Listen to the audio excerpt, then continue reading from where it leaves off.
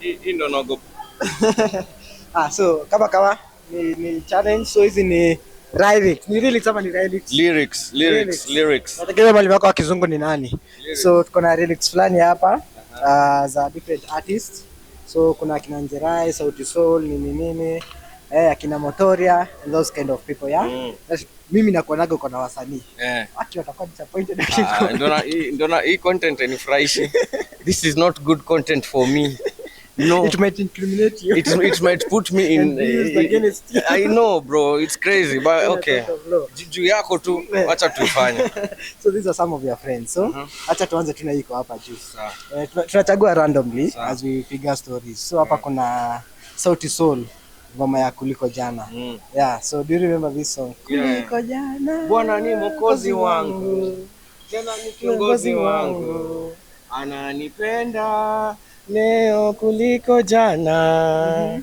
Kuliko jana. Kuliko jana. Leo Yesu nipende leo kuliko jana. Niko sawa. Very nice song. Hiyo song kwako unaweza sema inaweza icheza at what particular moment. So that song kwanza it means a lot to me kwa sababu it's a choir of my former high school. And I was part of the same choir. Hiyo school yenyewe bado imekuwa na maneno. Hapa Hill. Hapa Hill. Bien kina Chimano, Savara wote walikuwa choir members kwa hiyo choir. Alafu kulikuwa na the head of the choir alikuwa anaitwa Fila. Ako pia kwa hiyo video ukiangalia poa. So when I watch that video, it takes me back to my high school days. And is that how you? It's a very emotional song as well, vile unaisikia. So ina touch kabisa. Unaweza sema aje hapa ilimeplay a role kwa your creative thoughts, your creative content creation, kwa sababu niko na hiyo choir huko, ndiko speed alianguka mara ya kwanza. You know, and he's a kuna a lot of creatives pia alumni. A lot of people. How has it shaped your journey, especially for content creation? Well, imekuwa fiti, but at the same time I really wanted also, kabla nikuwe creative, I really wanted to be an alumni mwenye ataongelewa.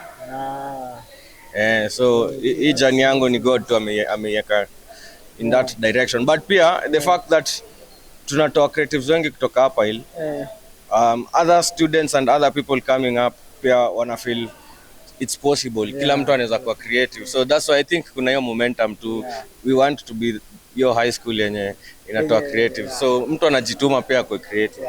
Hata mimi ni high school yangu ya kwanza, mimi ndio creative Vendasha Boys. Najua hiyo hata mjisikia lakini sawa, sisi mmesikia sasa. So mimi nachagua acha nimbe hii, najua wewe unataka kulia. Sawa, twende. Hii ni Majaber. Una meta utakunywa nini? Gombe si gombe. Nitaleta. Nyako. Ataiba. Nini umeleta nini? Utakunywa nini? Nitaleta. Nipe leakage. Unaletaga wallet ukienda kwa class. Wallet ni pesa. Wallet nitaleta. Bro, hizi ngoma unazijua, lakini you're like, man, mbona amechukua tule? This is actually, hii ni chorus. Chorus nani ajua? Nika mtu akuchukulia letter kutoka kwa alphabet akwambia nipatie the next letter. After T ni nini? Yenyewe hapo na hapo. Si unaona? Makes sense. So hawa ni Hat the Band, you know? Najua Hat the Band wamekuwa na a significant journey.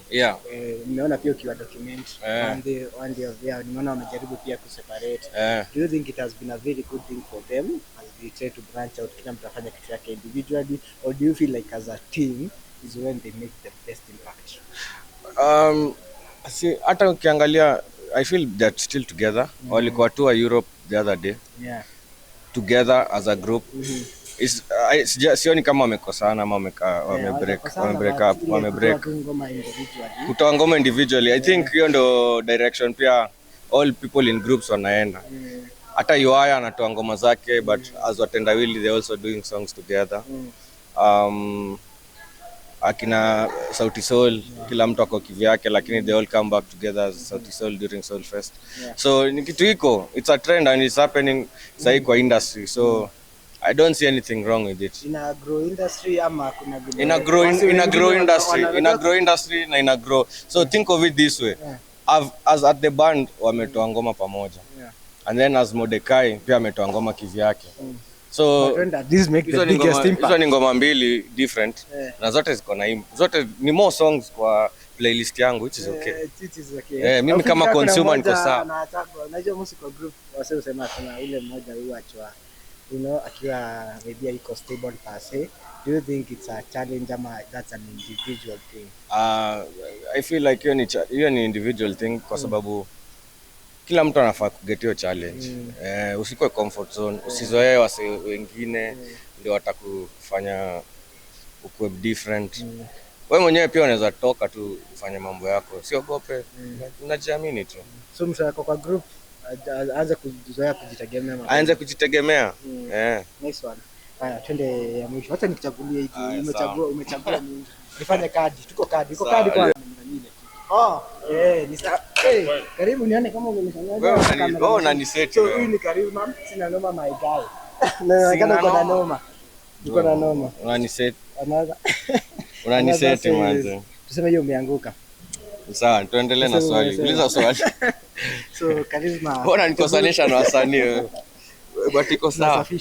So Charisma jani yake pia imekuwa the same as watu wote. Bandia ali come from a group, aka turn out from na akakuwa an individual artist, you know. Na tumeona group yake basi.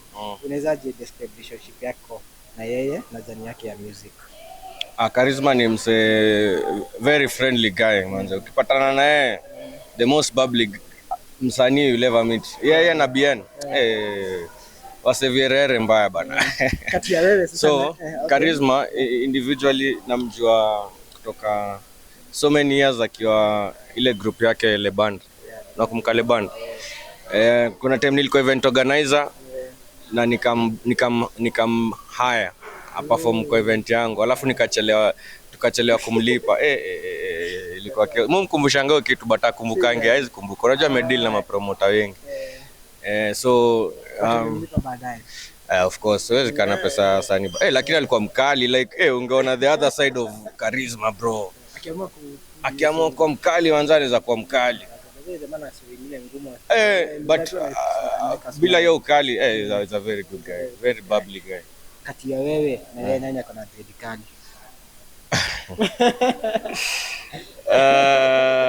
Wacha nimpatie ako na dread kali kushinda zangu.